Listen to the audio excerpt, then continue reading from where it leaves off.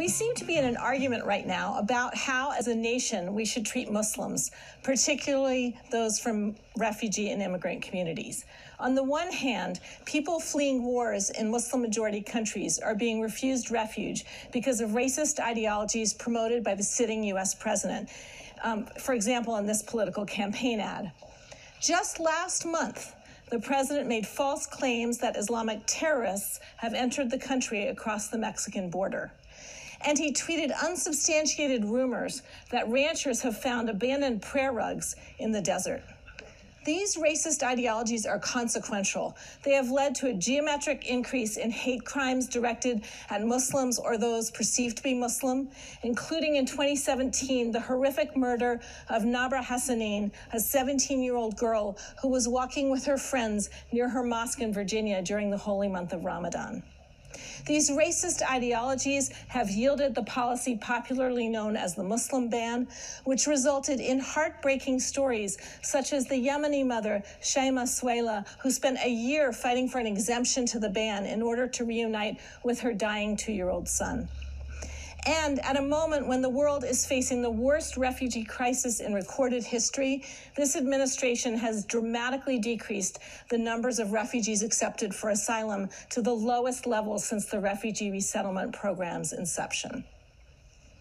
In response to these racist anti-Muslim ideologies and policies promoted by arguably the most powerful president in the world, many people in this country have campaigned around a different image of the nation: Muslim women wrapped in U.S. flags for hijab.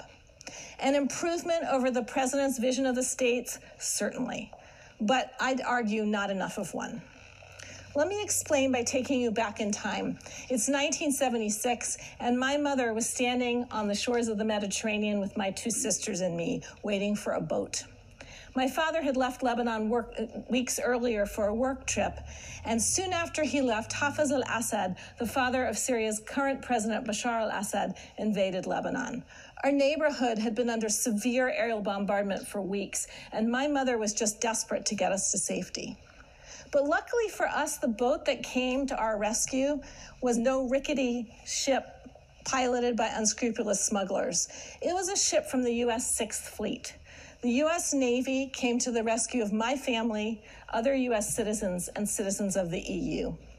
That day, I learned one of the most important lessons of my life. All people deserve the right to secure lives free of oppression and full of agency. As we left the shores of Beirut, I worried about my friends who'd been left behind, friends who did not have the arbitrary privilege of a U.S. or EU passport. I wondered what would have happened if my father had been home at the time. Would the 6th Fleet have welcomed my father, a Palestinian, a Muslim, and a person with Jordanian citizenship on board, or would he have been left behind? That day made me question why an accident of birth, the fact that I was born in New York to an American mother, gave me more rights than other people, even my own father. I should not have to wrap myself in any flag to be deserving of fundamental human rights to safety and security. No one should. What I'm here to talk with you about today is why, rather than building racist walls around our hearts and our nation, we should embrace, not fear, transnational communities. What I've learned in nearly 2 decades of research with Palestinian, Arab, and Muslim immigrant youth across this country is that transnationalism strengthens young people's civic and political commitments to democratic rights and justice. So why is that the case? Growing up transnationally means that your perspective isn't limited to that of one nation. And so these young people develop critical, comparative political perspectives that make them more politically aware and more civically engaged with issues both in the U.S. and elsewhere. For example, Zaid, a Palestinian American, grew up in the U.S. until he was in middle school when he moved to Palestine with his mother for 2 years. He told me about a time that he was in the local market in Ramallah when his mother found him frantic because the Israeli authorities had just announced an immediate curfew. She ordered him home, telling him that they'd be shot if they were outside after curfew. When he objected, "What are they going to kill us for? We have our rights," his mother responded, "This is not America, just get inside." Zaid and myriad other Palestinian and Muslim American transnational youth have experienced what it means to have rights, and they have experienced what it means to be excluded from rights. And so they are committed to fundamental democratic rights for all. When at the age of 14, Zaid returned to the U.S. in 2001, he found that his rights here were compromised by racism against Palestinians and Muslims. On September 11th, 2001, a teacher marched into the principal's office in Zaid's school and demanded that the principal round up all the Palestinian students. The principal refused, angrily retorting, "Should I put a target on their backs?"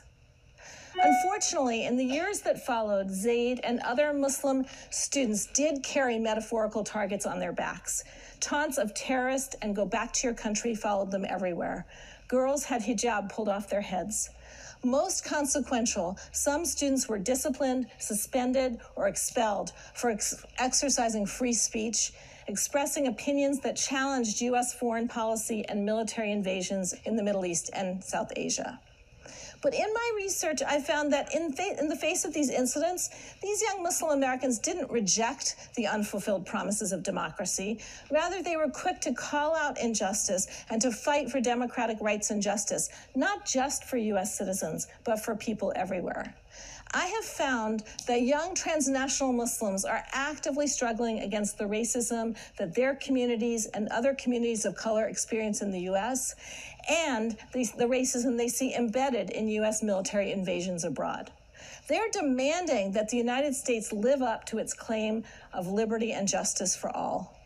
Transnational perspectives energize youth to be deeply engaged in a wide range of civic and political causes. But unfortunately, the knowledge and perspectives that Muslim American transnational youth bring to conversations in their schools are often silenced or dismissed as signs of dangerous disloyalty. This is a mistake. Schools should be places where we can draw on the knowledge and perspectives of transnational Muslim youth as resources to help us think differently and deeply about justice in a global world. I want to end with a final spark of hope.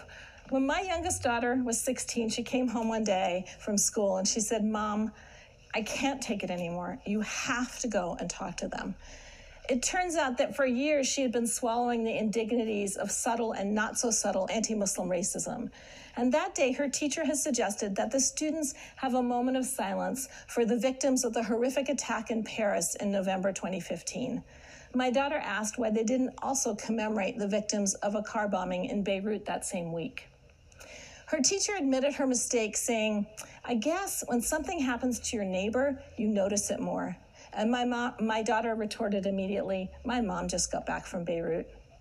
My daughter changed her teacher's perspective. She forced her teacher to consider who is our neighbor, whose lives matter to us. The lesson that I'd learned standing on that shore in Lebanon all those years before, that all people are equally deserving of rights and justice, is one I've passed on to my daughters. It's one I hear from Palestinian and Muslim transnational youth that I've interviewed across the country. Might it be that rather than fear transnational communities as threats to the nation, we embrace their perspectives? They offer us a paradigm for seeing all of us as equally human. Might it be that holding this lesson close, we can lay out those imaginary prayer rugs in the desert, in our neighborhoods, and in our schools for all, and trust that together we can find equal rights, justice, peace, and love wherever we land. Thank you.